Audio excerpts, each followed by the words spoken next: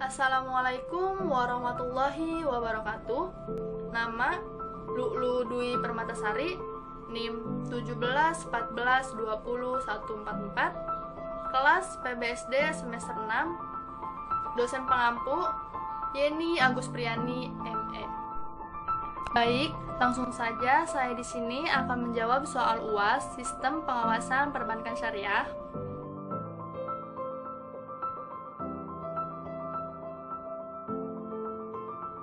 Yang pertama, berdasarkan undang-undang tersebut, LPS merupakan lembaga independen yang berfungsi menjamin simpanan, nasabah penyimpanan, dan turut aktif memelihara stabilitas sistem perbankan sesuai kewenangannya.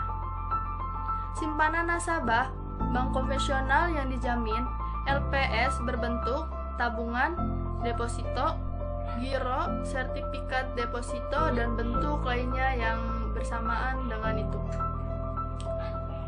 Selain itu, LPS juga menjamin simpanan nasabah bank syariah yang berbentuk giro wadiah, tabungan wadiah,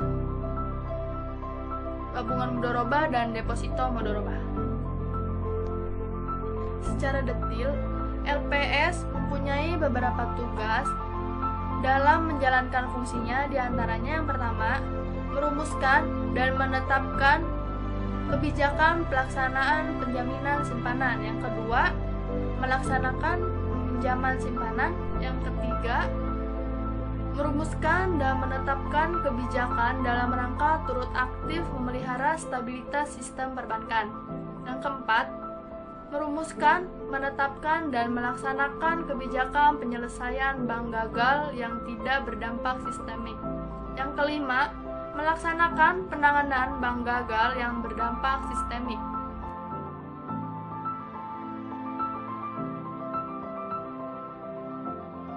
Jawaban yang kedua, alternatif yang ditawarkan oleh Islam sebagai pengganti riba atau bunga yang utama adalah praktik bagi hasil.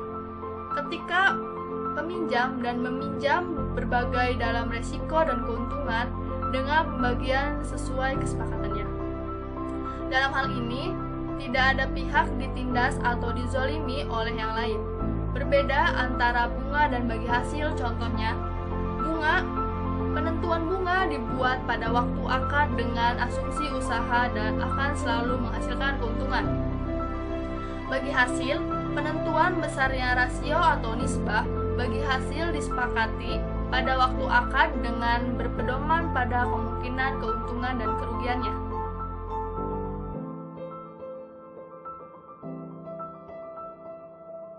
Baik, yang terakhir, yang ketiga, yaitu bank memiliki berbagai jenis resiko yang terdiri atas 8 resiko, yaitu yang pertama, resiko kredit. Resiko kredit adalah resiko akibat kegagalan debitur dan atau pihak lain dalam memenuhi kewajiban kepada bank. Yang kedua, resiko pasar. Resiko pasar adalah resiko pada posisi neraca dan rekening administratif termasuk transaksi derivatif akibat perubahan dari kondisi pasar termasuk resiko perubahan harga option. Yang ketiga, resiko operasional. Resiko operasional adalah resiko akibat ketidakcukupan atau ketidakberfungsinya proses internal, kesalahan manusia, kegagalan sistem, atau adanya kejadian eksternal yang mempengaruhi operasional bank. Yang keempat, resiko likuiditas. Resiko likuiditas adalah resiko akibat ketidakmampuan bank untuk memenuhi atau kewajiban yang jatuh tempo dari sumber pendanaan arus kas atau dari aset likuid berkualitas tinggi yang dapat diagunkan tanpa mengganggu aktivitas dan kondisi keuangan bank.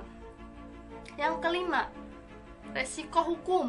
Resiko hukum adalah resiko yang timbul akibat tuntutan hukum atau kelemahan aspek yuridis. Yang keenam yaitu resiko strategik. Resiko strategik adalah resiko akibat ketidaktepatan bank dalam mengambil keputusan atau pelaksanaan suatu keputusan keputusan strategik serta kegagalan dalam mengantisipasi perubahan lingkungan bisnis. Yang ketujuh, resiko kepatuhan. Resiko kepatuhan adalah resiko yang timbul akibat bank tidak mematuhi atau tidak melaksanakan peraturan perundang-undangan dan ketentuan yang berlaku. Terakhir yaitu yang kedelapan adalah resiko reputasi.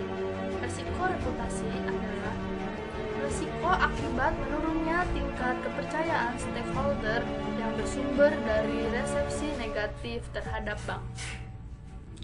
Budaya resiko menjadi semakin menyata pentingnya karena implementasi suatu sistem manajemen resiko meliputi tugas dalam operasional sehari-hari.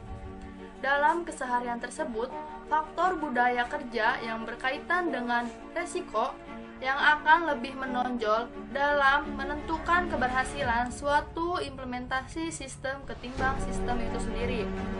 Proses yang berkaitan dengan budaya resiko biasanya dimotori oleh motivasi dari pemimpin puncak dan komitmen untuk melaksanakan manajemen secara konsekuen. Pemimpin puncak yang harus memberi contoh pelaksanaannya budaya resiko baru para bawahan akan mengikutinya. Cukup sekian dari saya, kurang yang lebih mohon maaf. Billahi taufiq wal hidayah. Wassalamualaikum warahmatullahi wabarakatuh.